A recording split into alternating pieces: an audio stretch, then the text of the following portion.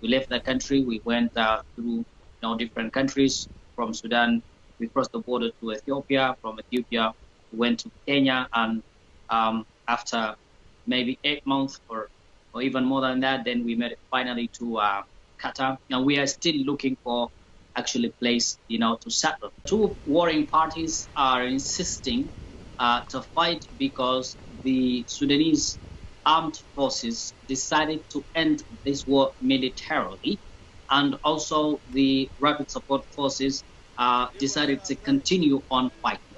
So this is the reason that why the war age is prolonged. And there were so many different initiatives in Saudi Arabia, and the last one is in Geneva, but they were not able to actually come together. They are still continuous in their fighting, and the more they fight, the more civilians get affected by it. And also because the army has its own reasons why they don't want to stop the war. They're asking the RSF to actually leave the cities, and they ask them to leave their military bases, and they have to leave their military artilleries outside the cities and the places where they are. And the RSF is actually rejecting that, and that's why there is a back and forth, fighting. I'm sure you still have some relatives left in Sudan. When you talk to them, what's the situation like on the ground? How are they able to even to provide for their families when this war is going on? Very tough humanitarian situation right now. We talk to our families, we talk to people in Sudan. Most of the people are actually facing very big, especially living, life expenses every day. And there is no food. People are facing hunger. More than 20 million people are actually hurt by hunger and famine because of the war.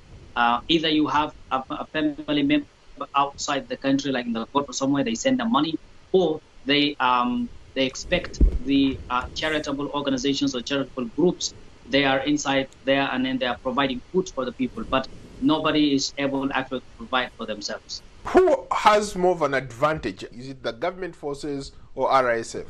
Every Sudanese would want to see the national army. That's, I think, naturally everybody will be in support of the national army. RSF was part of the army and then rebelled against the army, and now people are supporting the army. At the same time, there are people who are supporting the RSF.